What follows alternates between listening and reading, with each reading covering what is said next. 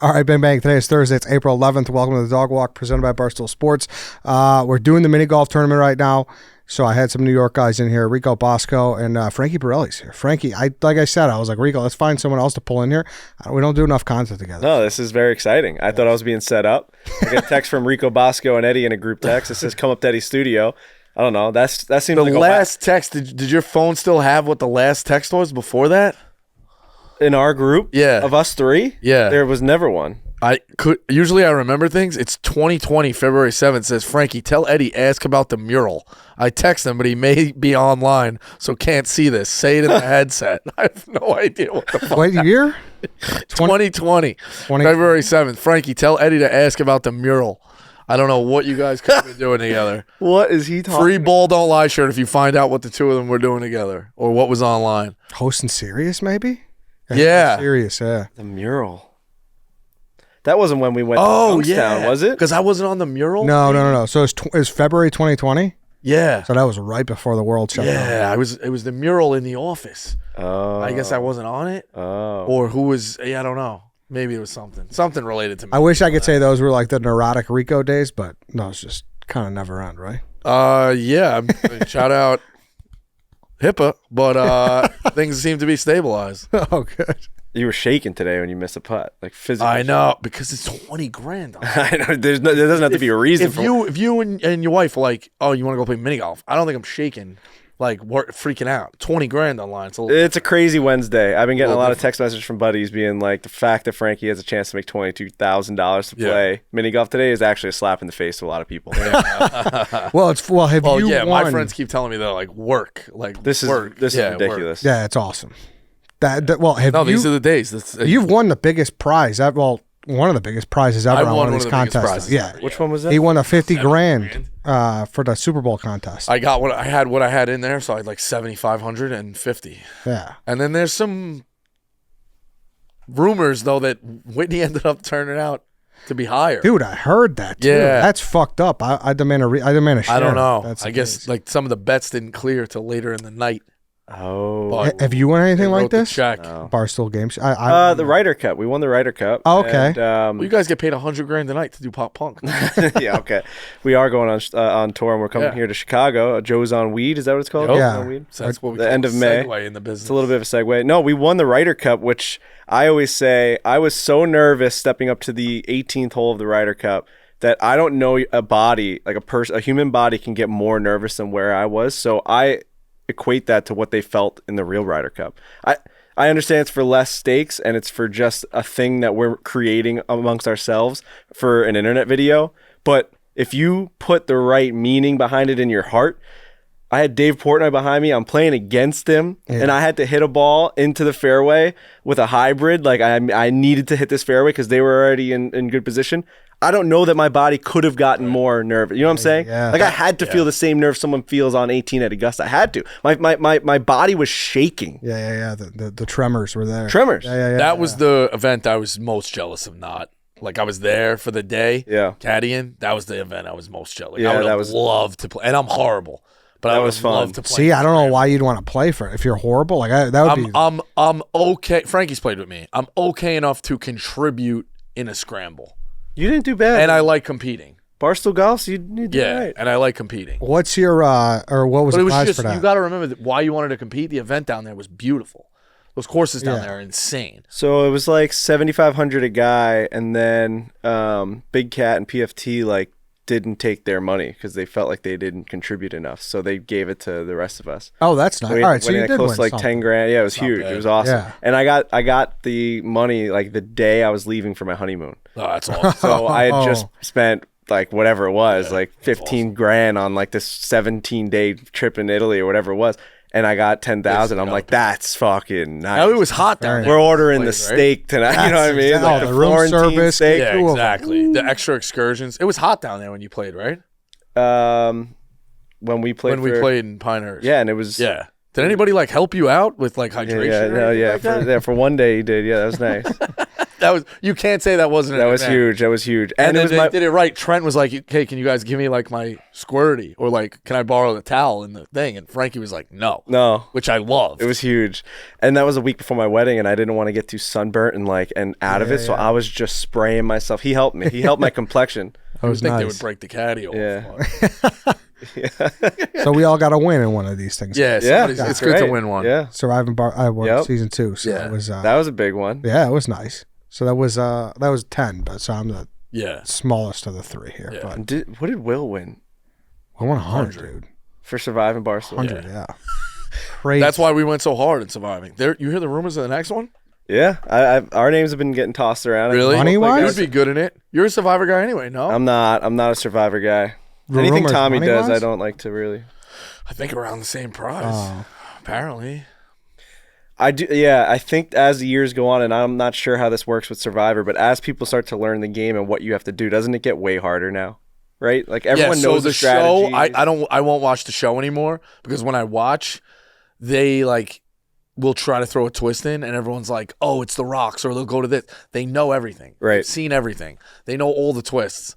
It's not as fun. The original Survivor was a true like social experiment. Right. Like the first early years. Right. And that was before they even had idols. You're talking about the our thing, though, right? Yeah, but Yeah, now everybody you started knows to see things just too. like the way like everyone already knows you got to make teams, you got to make alliances, you know, like what to look for. Like in season 1 or even in your season, it was still new. Everyone was kind of getting their feet wet. There was definitely a big jump from season 1 to 2, though, because there was season 1. It was like there was no one really had watched the show before. Right. Well, it was also weird because you were not on the whole time during that. Didn't they tell you like, hey, you're still working For 1 or day? 2. 1, I think. Yeah, Even 2, don't know, I feel think like. so. I mean, I Like, think I ours did was- one show. That was it. You were playing it. Like you would see people in the hallway, and there was no like, jump on my pod, do that. Like, no, I'm in the game. Yeah. I'm truthfully in the game, and that to me is what hurt me a little bit. I did have to do advisors, Yeah. so I lost an hour before I got eliminated. If I'm going to do it, I need to get LASIK eye surgery before it. I can't deal with the sleep. Like if I don't have my whole system of taking my contacts out, waking up, getting into a bathroom, like I always am very jealous of people that can just like fall asleep, wake up, get their day going. I've I done have it. no You should vision. do it. I got LASIK. I got LASIK. Got yeah. LASIK? At what age? I was 27. Some How long are people you out say- of commission? Like a day. Like, Dude, I've been getting some horror stories from people being like, I can't wear contacts for like a month leading into the surgery because like your eyes need to reset. This is what one guy DM'd me, and I've just been believing him for the last 2 or 3 years. Yeah. So I keep saying, "Oh, I'll get it," but I don't want to. I never have a month where I can't not wear my contacts. I don't wear my glasses golfing. I'll look like an asshole. yeah. Yeah. I'd rather be blind. Goggle month would be nice for I'm you. horrible. I just, Goggle month would. Sports, like sports the goggles? Yeah. The Spec Rex or whatever they're called. Rec Specs. Rec Yeah. Specs. Spec Rex. Yeah. But no, you should do it. It's pretty I would do it. straightforward. But I got it because I couldn't touch my eyeball at all. So I couldn't put contacts in. So I was like I'm only like a -1.5. oh, Yeah. man. So I'm nothing. I'm bad. Do you got contacts too? 5.5, Yeah. I sleep in them too. It's horrible. That's insane. I can't. Dude, I watched Angel Reese during that game. She popped her contact out and they zoomed in on her. She just took it off the floor or whatever and popped it right back in. I can't do that. yeah. Wait, why? Because I need like a mirror. I got to shouldn't open. do Do you open up your eye? Do you open up your mouth? Everyone does like a Probably, weird thing. yeah, I go yes. like, I got to have my whole routine with my eye. I don't know what it is. I can't. My eye feels like I'm getting stabbed by a million needles if I don't have the perfect amount of. When I got shown how to do it when I was in 7th grade, it took 4 hours for me to learn to put the first contact in. It's My horrible. dad is standing behind me, and he's like, come on. He's like, Ted, get it together. The girl who was showing us was leaning on the table, bombs. Oh no. Bombs, and I was like a 12-year-old. You're supposed to go. So You're supposed to look up. You're looking down. I'm going like this. He's like, come on, get it together, because he can't say like why it's not working, and the girl has no idea. It was fucking bad. He was like, Once you got him in, you had a better vision of him? He's like, that was pathetic. Yeah. He's Wait, like, so he's start like, to "They're finish." He goes, they're just tits. He goes, they're just tits. start to finish, what does it take you? Like, To get a contact in? yeah.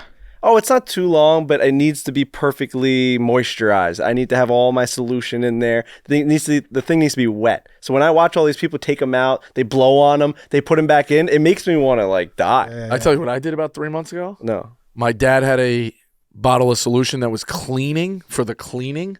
It's not to put it in. I buried it in there for like overnight. I took them out for the overnight. Burn. And then went to go put it in. Yeah, and then I read the label. I'm like, what is this? It's big red around the label. It says like, this is for cleaning. Do not put in your eye. No. Oh my God, it was horrible. It was like literally setting my eye on fire. All right, maybe I'll get LASIK. Whenever I talk about it on a show, I get a bunch of DMs about why I should do it, and I'll probably end up doing it. Like, yeah, no, it's not bad. It's weird because your vision goes black with your eye open for like a second or two. That's not good. Really? Yeah, so it kind of is like a mind fuck where like you're like I said, your eye is open. White Sox Dave dropping, and then and you could smell the burning of your eye. God. Yeah, but it's not. You're like, awake while they do it to you? Yeah, oh yeah. What? You're fucked up. Like you're like, shit, dude. you can't feel anything. I can't lose my vision, man. Oh yeah, it would suck. I cannot. I know. I don't even want to fuck around with it. It's scary for sure. So one thing, like when people have the hypotheticals, like deaf or blind, it's not even close. How many hypotheticals you getting like that? I'm getting them all the time. People are on the street, at the restaurant. Hey Frankie, death or blind? Yeah. Frankie's just watching the musical. And I love music. It's a huge part of my life, but I gotta see. I have to. Yeah. No, I got to the point where, like I said, my vision wasn't that bad, but I couldn't touch my eyeballs. So I would be on campus and I wouldn't wear my glasses because, I don't want to be a nerd. No. Whatever. I was on campus in college, and then I would people would be like, "Yo, dude, I saw you at the library. I waved to you. You didn't say shit. Like you're a dick." Holy and shit! I'm like, "Dude, I didn't see you. Yeah. Like I didn't see you. Crazy. I'm sorry. My bad." So I don't know.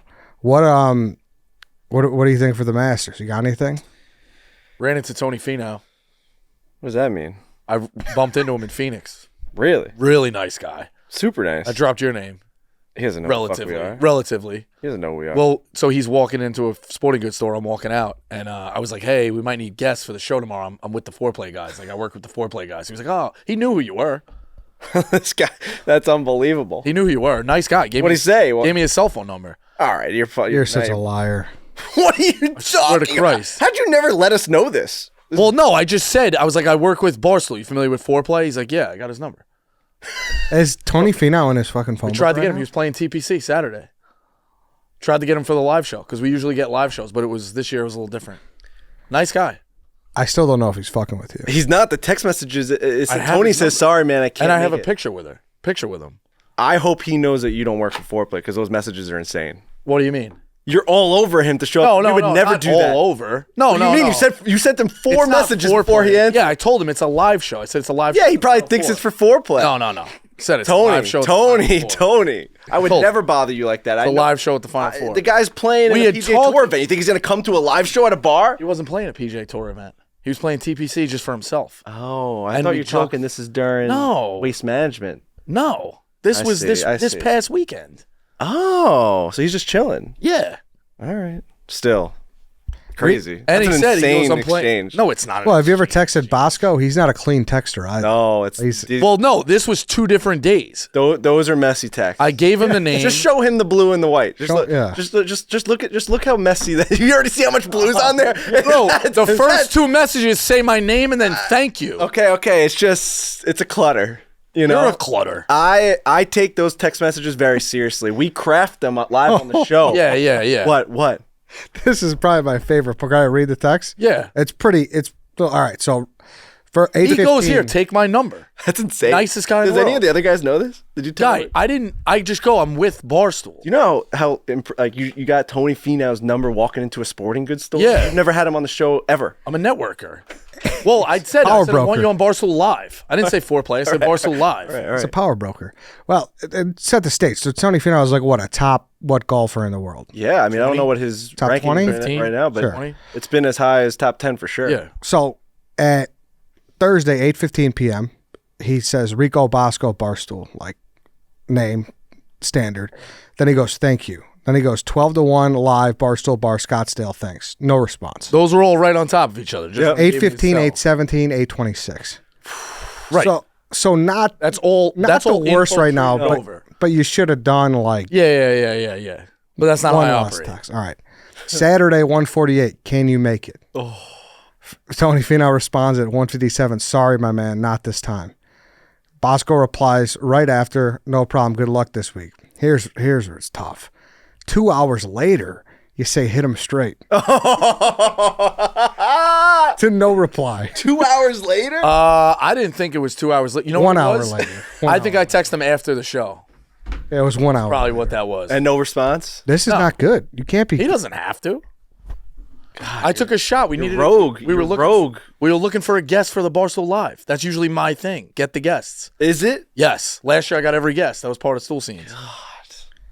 Hey, I commend you for being able to have that communication. That's impressive. Do you want him to text him right now and say, do you want to come on Foreplay? No. I would never do that. No. Never. It was for Barstool Live. He knows that. You started this conversation saying you dropped my name, and Yeah, like relatively. Okay, like so Barstool. now you know how it's I was like, kinda we're with Barstool. I was like, I've with changed the Barstool. narrative a little Rico? bit. The Foreplay guy. Rico, you said Foreplay. Yeah, I didn't. Yeah. Well, no, I was like. understand why it was I'm more a little rattled about that? Okay. But it was more so like, do you know Barstool and Foreplay? Right. I didn't say I was with. I'm with those guys. Yeah, I'm with those guys. Right, exactly. Like, in Yeah. general. Eddie, in I'm general. freaking out a little bit, but I it's can fine. see it. In Totally. general, Frankie's about to crawl out of his I was skin. it was very Barstool general. You did the right thing. Yeah. Went out and tried to get a guest. The texts are a little bit of a clutter for me. I know Trent will take a walk when I tell him about this, because me and I was saying Luke do you Combs know- followed Trent on Instagram and messaged him, was like big fan or something like that. So then me and Trent figured out a way. It took us 2.5 hours to come up with a message to perfectly place go right exactly what you wanted. Go right The back. clutters. When he walked in, I go, Tony? He's like, yeah. I'm like, I go, what's up, man? And like he you know was going to Foreplay? walk away. I was like, yo, man, I got a favor to ask. I was like, I'm with Barstool. I was like, we do the live show. You know those guys, Foreplay? Like, that's what it was. Yeah, it was very much that. Slowly change it. You know, we've changed this from the beginning, but it's good. We're peeling it back a little bit, and we're getting more information as it goes. But Rico, That was the your heart was in the right place. That was the true exchange. We were trying to get him for a guest. Wait. Can I ask what you responded to Luke Holmes? It was something along the lines of like, "Hey man, we're huge fans. Like, keep doing what you're doing." And then you had to leave the open ended. If you ever want to do anything with us, we'll fly. Like, let us know when it works for you, and we'll be there. That's what we always try and do. Like, no matter where it is, we say it to every guy. Yeah. Nate Bargatze, no matter where you're at, we'll Yeah, come yeah. film something. I don't care where you're at. Text us, we'll drop everything. So that never really materialized anywhere, but it is what it is. How long ago was that? I feel like It was like a couple of weeks ago, maybe. Oh, all right. A month ago. It's not out of the woods. You'll No, do it's not out of the something woods. at some point. Yeah. Who's the We had a laugh, too, because I was like, he's playing TBC Scottsdale at 7:30. I was like, you're going to have the cart. You play fast. And he was like, I was like, you can make it back. And he laughed. So he's a good guy. Good. like he's still Fucking hard. Frankie's ready to Fucking pull the hard. fire Bro, alarm. I saw Danny Manning at the fucking getting off the plane at the airport. Okay. And I was like, hey, Danny Barstool, I got a favor to ask. Would you want to come on the live show? He's like, I'm with my grandparents. I was asking everybody. Like, that's the Who thing. else is on this list that you ran by on Scott's? I'm trying to think. I was working people to get Dalton Connect. I was working people to get Luke Murray, Bill Murray's son, or Bill Murray. It's everybody. Like, I thought we would need guests. You get out there and it's pressure. In Houston, I walked right up to Nolan Smith at the slam dunk contest. Like, we need. I got 5 different people. Yeah. This year we didn't want anybody, so I was like, all right, a little bit easier. But I was preparing to get them. Who's the new Foreplay White Whale? Like, who's the? Really, Phil Mickelson has really teased us, where he stays in communication, and we're always like, we don't know when it's gonna happen. It's always like, hey, I got this, I got this to deal with. Let me just get past this tournament. Let me just whatever. He would be a pretty big one with everything that's happened with him. All the storylines. There's a lot of murmurs about what kind of guy he is. A lot of books being written about him. Oh yeah. Goes to live. He's like the pioneer of this whole entire change in golf. I mean, there's a lot of people that have to thank Phil Mickelson. As much of an asshole as he's been, he took the bullet, man. He was public enemy number 1, and then all of a sudden, these guys quietly just followed him, making 300, 400, however much. John Rahm just signed for how much money? $500 million. It's like, thank you, Phil. I know that we all were saying like that's a bullshit league you're going to, but now we all get to get paid. That's crazy, It is. and it all is kind of working out. There's gonna be a time where they all are conjoined, and it's gonna be soon. What's like the holdup though? I don't understand. Like I know they had that whole. So they had like the merger, right? And they were Last like year, right? NBC, yeah. He was sitting right next to basically the PIF, like Monahan. I think what the holdup is like the United States government doesn't like this deal. I don't know what it is. There's a lot of logistics you have to go into it, Does it become like a monopoly? Like, I don't know what the actual legislation that they don't like or whatever the wording in the contract is, but they're fighting it. There's a lot of people fighting it. So Danny Rapp seems to think that it's not getting anywhere. It's just kind of like a standoff. And then it's just going to go away. Yeah, because the PGA Tour just got a bunch of money from the Fenway Sports Group. So like a huge American influx of cash. They got like $2 or $3 billion for like a $10 billion valuation. So it's like, where are they going to do with that money? Where is that going? Is that going to the PGA Tour? Is it going to this new thing with LIV, with the Saudis? And I don't know. And even if they merge, does that mean that LIV goes away? Or because you're going to have a merged league and then you're going to have LIV and the PGA Tour. You're going to have 3 tours. Just at this point, I want to see every single golfer playing on the same golf courses. I don't care. Every tournament, yeah. I get like how would you feel though if you're Agreed, Rory no. McIlroy and you said no to $1 billion? And then Yeah, I'd be pissed. the guys who were standing next to you saying no also now are there. They're getting paid. And then next week, they're going to just play in the same thing. Agreed, yeah. They fucked it up. I would not feel good at all. I know. At all. But then do you adhere to that guy? Or do you just try and make what's best for the sport? Like, do you have to care about Rory McIlroy's feelings as the head of the PGA Tour at that point? Or do you just say, I know, dude, this is fucked, but we made a bad deal. We went about this the wrong way. We just got to eat the bullet and we just got to keep going. I think it's a case-by-case basis. Yeah, probably. You know? Like, it depends who you are. Have you guys been like interested in this LIV stuff? Because I'm so into it. It's the craziest story in sports, I think. The merger or like a live in Just general? the idea. No, I that, lost like, interest in it once they all they can play in whatever they want anyway. Yeah. Everybody's now playing in the majors. It's like, As a guy who got into give me golf that. recently as a super casual, I just watch the majors anyway, Yeah, so it really right. doesn't affect me.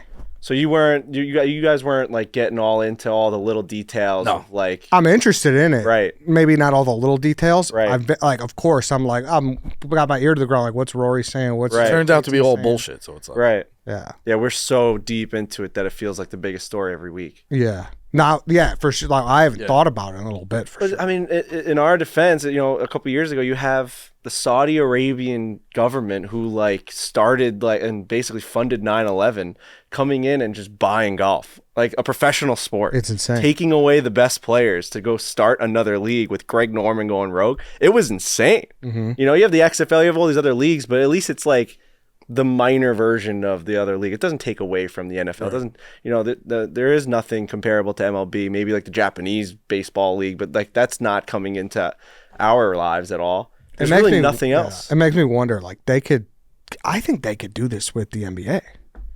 Right? Yeah. maybe. They could do it with I mean, they've done it with Formula One. Mm-hmm. They're doing it with soccer now. Yep. They say they're going to go after tennis, like all like the country club big money. I think it works more in individual sports. Though. It does. But teams, yeah, you're right. But I just think, like, given the roster sizes and whatnot, it's possible for the NBA. Like, it'd be for the 4 major sports: hockey, baseball, football, basketball. I would say the NBA is the most plausible. Yeah.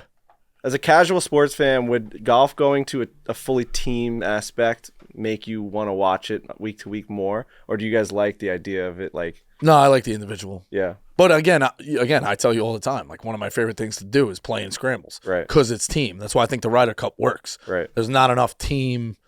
Like do a couple of events where it's a draft. Right. Like beforehand, like Brooks gets a team, Tiger gets a Yeah. team, this guy gets a team, and then here we go. I think And they're all playing, I think teams are good because people just buy into storylines, right? Yep. Like Bryson versus Brooks is just like Right. Storyline. everyone's in that. Yep. You But know? yeah, do a couple. They could do a couple team events, I think, in golf. Some guy came up to me because I've been talking about this idea for a long time. I'm sorry to make this all about golf, but No, it is it's Masters Week. Masters No, we Week, kind of go yeah. off the tangent. We some guy. So I've been talking about that. If you're gonna have teams, LIV does have teams, but they have all these names: the Flying Ace, the 4 Aces, the whatever, the Flying Car Bombs. I don't even know what the names are at this point. You can't get into them. No one's walking around with these 4 Aces hats. It's all gimmicky. It's like backyard baseball names. It makes no sense. Yeah. So I said, at some point we got to get when they're all merged and when all the best players are together, the manufacturers need to take control of these teams, right? Because they already have their teammates. If you're a Team TaylorMade, when we go to our Team TaylorMade Media Day, there's Tiger, Rory, Scotty Scheffler. They are TaylorMade guys. When you go to Callaway, there's Rahm and there's Xander and there's all these guys that are all Callaway. You already have built-in teams. You might play a TaylorMade club, and someone else might play a Titleist club, and you have an attachment to that brand already. You wear their gear, you play their gear, you root for them. That right there is your team. That's like the Yankees name. You know what I'm saying? Like I would root hard for Team TaylorMade against Team Callaway. I would put my whole life behind it. Yeah. So some guy came up to me on the street once, and he said, after he asked me, what was the question that people have been asking me a lot when I started this? Blind or deaf. He asked me if I would rather be blind or deaf, and then he said, you have a tournament each year, and it's called the Makers instead of the Masters, and I felt it in my plums. The manufacturers is called the Makers of all the golf clubs, and then they have this team event where everyone shows up on the tour trucks. They're rolling in like it's a NASCAR event, like they're on the tour truck rolling in. You make all the storylines, who's getting what, maybe some trades. Team TaylorMade trades to Team Callaway for this player and maybe the rights to a new driver. You know what I mean? Dude, like crazy shit. I like crazy this. Shit. Well, it's like you said, NASCAR does it. Chevy, Ford, Toyota, and so does F1. Works. Yeah. All the merch is huge. Yeah, people like that shit. Yeah. Now, would the brands like it? I think they'd love it. You think so? Oh my God, they could sell so much more stuff. Yeah, but I guess, if you're constantly losing. No, they're always going up in competition, right? Like you see this week with the Masters bags, like TaylorMade sent us a bag and it's got all the green, it's got the peaches, and then you see somewhat like Strixon came out with like another bag that tried to look like the TaylorMade bag. They're always going after each other. Yeah. It's the most competition. They all release drivers on the same day. Yeah, but if Callaway gets to a point where they're just like constantly in the cellar, even though they're like one of the top dogs, it's tough. It is tough, but that's like what the competition brings. I mean, they're probably already seeing it in the sales. You might as well try and go win a couple tournaments. Who's like a mid to lower one, like Ping, or they're pretty big? I'm sure. Yeah, I mean, I don't know. Strixon, I heard MaxFly used to be like the biggest brand in golf. Really? Like back in like the 80s and the 90s. Yeah, Strixon was growing up as a kid. Was Strixon? Yeah, and Strixon was big. Yeah. And then someone bought them, and then they just made Big Bertha. Who made Big Bertha? Callaway. Callaway. Yeah. I think TaylorMade may have gotten MaxFly and then made them into just like the like the lower tiered brand. Like it's amazing how they just kind of do that. Like changed what their price point was on it, and they're like, no, the TaylorMade is going to be the higher one. But I know that we are partners with them. The whole entire company is. There really is no better brand than TaylorMade right now. Dude, I love it. They solely got me into golf.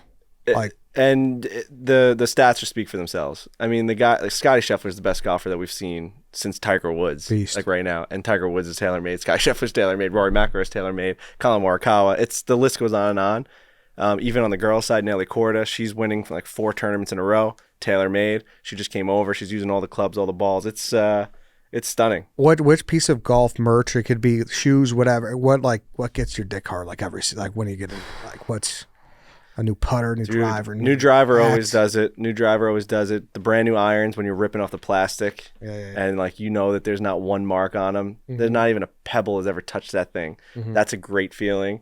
And then I've been getting hard on these new bags, man. Yeah. A new bag is something, but you have to worry about it a little bit. You can't have too nice of a bag and not be a really good golfer. It's a little too flashy. I got a nice bag and I suck. But like sometimes some guys show up with the name on the bag and all, and they're like, "Oh, who's this guy? I must have played college golf." And then see, I got like a big floral bag. That fits you though. Yeah, it does. You got it from DJ's? Yeah, TaylorMade put my name and a big Barstool logo right on the front of mine, and it's like I love it, but I also sometimes makes me a little nervous. Yeah, you go to a new club, you drop the bag off at the bag drop, and they're like, "Who's this guy?" Too much, yeah. Yeah. No, I got you. I actually had a fucking golf etiquette question that I wrote down a while back. I feel like golf etiquette has risen now that you don't get a lot of JOs on a fucking Muni. That's see the big thing for us, now. which I do thank my dad like a lot. When we were little kids, he used to take us out and let us play from like 100 out or 150 out. Like you were still hitting a driver in the fairway. Yeah. You know what I mean? But like he taught us don't walk through lines, shading the hole, like some of the most simple stuff. Yep. You let a guy go furthest out, like different things like that. So then when I got on the course again back when I was in my 20s, you don't forget any of that stuff. No. You know what I mean? Like, and you have at least the knowledge to be able to contribute in a scramble to a degree. You got to know the game. And like when you think about it, golf is the only thing you can do. Like clients, like we're gonna take, or we got an outing, or you want to go out? Yeah, we're gonna play around here. You can't pick up basketball. No. middle America. It's just kind of how it works anymore in corporate America. Right. You're playing golf. So like I'm very thankful with that. And I think you guys, you hear it all the time, but like you guys made it where there's a lot of old school stuffy shirts. There's also a lot of me. Yeah. Who go out on a scramble or, use their hard-earned money on a weekend for like $80 a round on a muni and hook up music a little bit, like want to have fun with their guys, like break their chops. That's the only time you could see your friends. And also a dinner is 2 hours, golf is 5. Yeah. Like, what would you rather do with your buddy? You know what I mean? Like, so I totally agree. And yeah, it definitely hadn't been easy. I mean, I give all the credit to Riggs and Trent for starting this brand at Barstool when Barstool didn't even want them to do it. I mean, Dave would call them up midday and they'd be out getting, I remember that video they did at TPC Sawgrass like 7 years ago. They got invited to go play at like the media day, and Trent and Riggs is like, "You want to go film? Like, we just started this podcast. We can go play at Sawgrass. It's sick, and we'll put it out there in the players, the whole deal." They went and filmed. I remember being the producer of Barstool Radio at the time, and I threw them under the bus. I wrote on the sheet, "Riggs and Trent golfing on a Wednesday?" with a question mark for Dave. It was the number one question on the sheet. And, that was just like the culture back then. Like Dave thought that it was very stuffy and it was just like boring and there was no money in it. Like, why the hell would we sell a head cover? The merch that you guys, and everyone's like, oh, it's so easy to sell like merch. It's like, yeah, well now it is, but back then it was not that. Yeah, nobody gets to say like, oh, of course, Foreplay. You guys cornered the market, but you could have fell on your face just as easily. Like the easiest. I mean, and they, like I said, they tried to not. We used to record the podcast at 10 p.m. like after we would get our days done because we were afraid to talk about golf because it was known as this, like, and still is, when you're playing. Dave would be in his office in New York City with fucking garbage all around him, and he's got like Nate and everyone running around, and he sees that the Foreplay guys are golfing in Bermuda. Yeah. He's like, "Why are they doing that? I'm worth millions. I shouldn't be fucking working here." They're on vacation, is what the idea always was, because no one thought that you'd turn into a content machine. Yeah. Now, do you ever still get that anxiety, or you're good now? No, our whole brand is it's. The Dave anxiety is in our blood. Yeah, and I think that's what keeps us successful. And we make sure that it's installed in every single guy that works for us. Because you have to think, and I always say, like, you got some great guys working for you too. You got the best. Yeah. You got to think about every situation that you're about to go into in terms of like work or whatever, like what you're going to do that's going to cross Dave Portnoy's path. And what are all the outcomes, and which ones do you want to eliminate? And if there's a chance to eliminate a couple bad ones, do not go down that road. Right. And think about that immediately. Yep. You know what I'm saying? Yep. 100%. Dumb shit sometimes people do. It's like, just fucking learn the ways here, man. Oh yeah. Now I found it. I found it in my notes. I've had this in my notes forever. I love it. A cart pusher. Okay. So to each their own. Obviously, some guys like to walk it. Cool. Mm-hmm. Now, if you're in a 3-man group, I was behind a 3-man group. Mm-hmm. 3 buddies. They had 2 golf carts, and then the one guy was walking. They didn't know the guy walking. They just threw him on their loop. You kind of got to tell that guy, hey, just hop in the cart, right? Just hop in the cart. I think you give him the option. Some guys like to walk. Some guys, that's their time, man. Like, you think about a guy that maybe sits at a desk all day, all week long. Books that Saturday tee time. He's trying to get 15,000 steps in. Maybe his doctor prescribed him with 1 day of golf a week. If you're forcing him, and then I think if you're too pushy on it, you're kind of ruining his day also. You know what I mean? There's nothing better than walking a golf course. There really isn't. If it's nice out, that little summer breeze, you're strolling down from tee to green.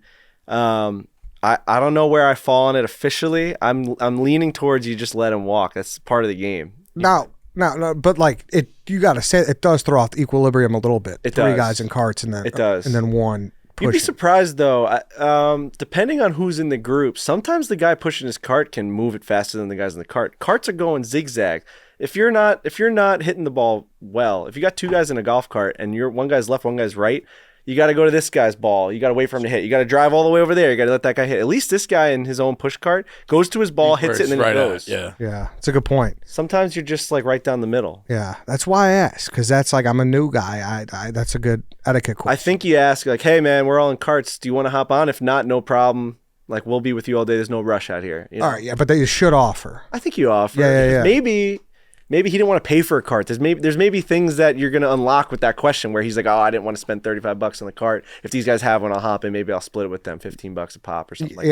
Yeah, it's that instead of I just love walking. This is like my serenity. Yeah. I think you meet some of the nicest people on the golf course too. I can't tell you that enough. Like I've very rarely encountered a douchebag on the golf. Yeah, it's one of the things I actually miss, and I mean, for no other reason than we've just been playing a ton of golf at like resort courses, which is insane to say, but I used to go to like Eisenhower Blue, the course right by my house, like 5 times a week, and just get paired up with the wackiest, craziest, funniest people. You get paired up with like a 82-year-old old Asian guy that had like 3 umbrellas around, but like he had the funniest stories and the way he would hit. You'd be taking videos of him. Like we don't really get that as much. We're not playing with just like random people anymore. When we're playing golf, we're filming it at this point. Yeah. So I do kind of. And then when I'm playing golf you at miss home, that? Just being able to go and just play play? Yeah, like I'll get that with my buddies, like, but we'll play at like a local club or something now because it's just so like once you get the access to it, it's so much easier to just go to a private club or whatever because the access is there now. Mm-hmm. Like, you know, people are inviting us in places and then my God, when you start to when you experience that side backwards. Oh my God, like the 6-hour rounds. You go to Bethpage Black and it would be like a 7-hour round. You're like, I can't believe I used to fall in love with this. I know. You got spoiled. It's insane. Yeah. It's just really hard game to play when it's the that same long. thing like with going to games. Like you either now, like unless you're like hooked up with the team, I don't want to go. You know? Especially with college. Like a lot of the times I'm like I've been in really, really good seats the last like 5 or 6 times through players, through coaches. Like we'll hook you up. I'm not sitting in the 300s. You can watch other games on TV. Well, I compare it to like to go having like backwards. TSA pre-check and then like breezing right through a security line, and then one day you forgot to put it on, and you're at the back of line, and like you missed a plane, like your travel day. You're still experiencing the same travel. You're getting on a plane and you're flying through the air and you're going to your destination. But one like aspect of it was way worse than the other, and you experienced the really good one once and you never want to go back to the other one. Yeah. It's the same thing. You're playing golf, you're out there, you're with your buddies, it is what it is. But when you're playing on a course that like you can't move and every single shot you're standing there and waiting, it's tough. You think you'll ever get to play Augusta? Oh, man, I don't know. It's we were just talking about that on the podcast. Like we say, like Trevor Immelman's one of our best buddies. Guy won the Masters. He's like the lead. And he's in the chair next to Jim, like on the Masters. Yeah.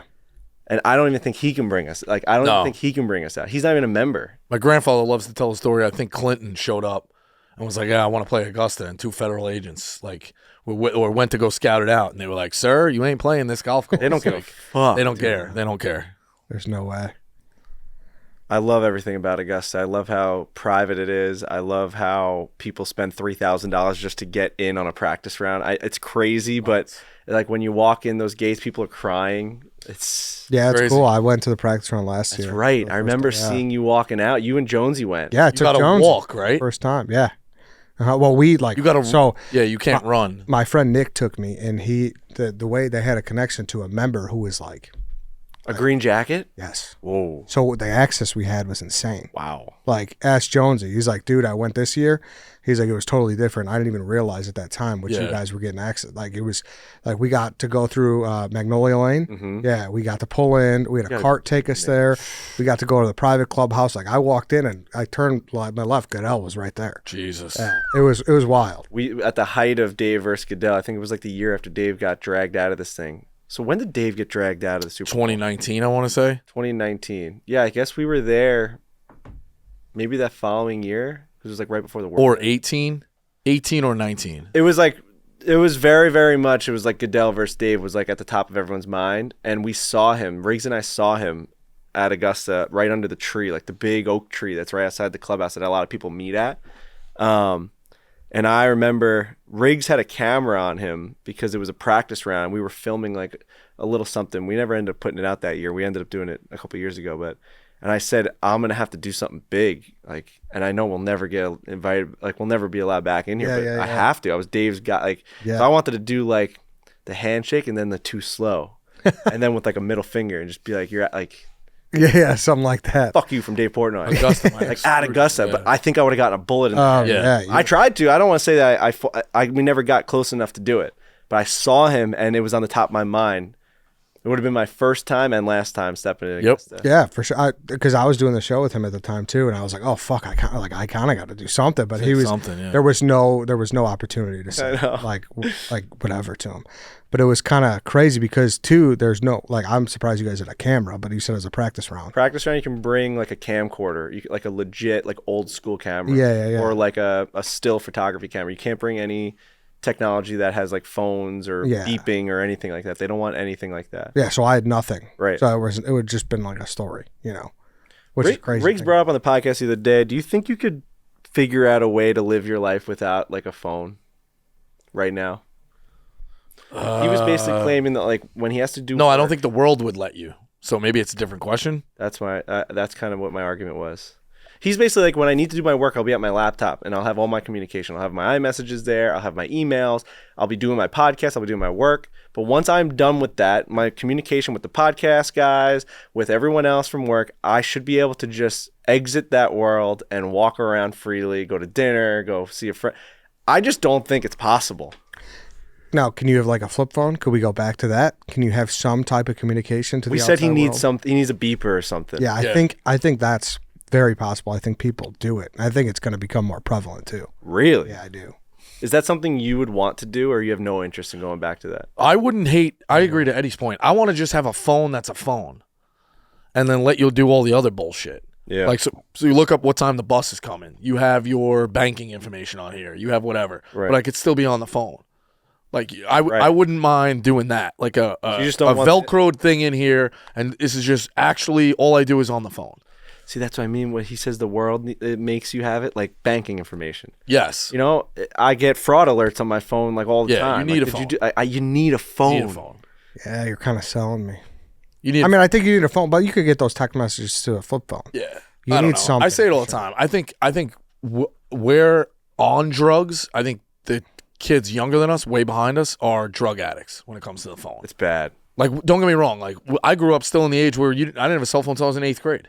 Yeah. Same. We also didn't have smartphones. Like, you could function all through high school. I had You the were out LG in the woods. You chocolate. didn't have It was a like the fucking- coolest phone ever. I remember that one. The chocolate. There were times where in high school you'd be like, "Yo, I called you all weekend. What happened?" Like, "Oh, my cell phone, it didn't charge," or "Nah, I don't really use it," or like it broke. I'm not getting a new one. My parents till my birthday in 3 months. Yeah. If you say that now, it's like what? I know. Like now, Kind of wild that LG was making phones. Yeah.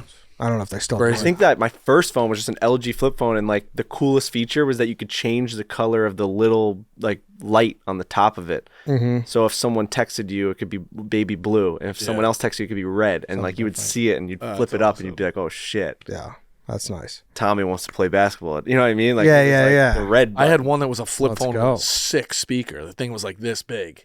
What was the walkie-talkie one? The yellow one. It was like a brick. You That could was the Nextel, yeah. Nextel. Everybody, what did you call it? You're Beep, from beep. the same area. Well, I don't remember. Called it a chirp.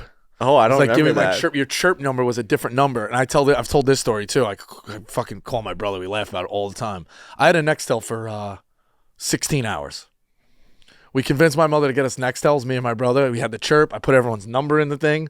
The next day, she's like, "Yeah, I realize this is a bad deal. Give me back the phone." Both couldn't phones take it. gone. She couldn't take it anymore. Couldn't. No, she just was like, "This is a bad deal." You guys convinced me to get in on this. Everyone in the world had Nextels. I was so amped. Yeah. We were gonna have the clip. I was gonna chirp people. Well, it was a It walkie-talkie. was the i730. Yeah. Remember the i730? I That just was the remember my beamer cousins who fucking- were like a little bit badder guys than me. They all had that. Yeah, that's what I wanted. I wanted to be a bad guy. Like the bad guys had. Not like Well, it was a brick, too. You Yeah. could drop it You off could throw- 3-story there was- building. No, there was the You were getting yellow into one. some, like, you were the getting yellow into some one is the trouble one with you could it. throw off the wall and it wouldn't break. Yeah, yeah, It was yeah. indestructible. all the guys that like were getting into a little Yeah. bit of trouble. They were going into Yeah. Walmarts and putting on the white t-shirts and walking out. That was them. Beep, beep, where you at? Chirp. Yeah, that was You got a chirp. Yo, let Yeah. me get you a chirp. that was a commercial. I was never a BlackBerry guy. Let me get you a Never- chirp. I never had that. Never had a one. BlackBerry either. Never. Very jealous I was because I was a huge MV3. technology guy, and I thought that was so cool. Never had a Internet in your hand. Did you guys watch that movie, by the way? No, Oh, I heard, I it was heard good, it's though. really good. Phenomenal. Yeah? It's like a low budget. Jay Baruchel plays the guy who Heard it's really good. invented the BlackBerry. It's phenomenal. Really? Because they were the top dogs, and then Apple came around. They're like, we're still the top dogs. Fuck this little brand. What they're gonna do a touch screen? That's insane. Everyone likes to click. Wrong. Yeah. All right, then, boys. I think this next round's going to start, so we should All wrap right. this Oh up. shit. All right, guys. Thanks for hopping on. This was a lot of fun. That was good. I like talking with you guys. Good to chop it up. Yeah, man. All right, everybody. Thanks for listening. Thanks for watching. We will see you guys Monday.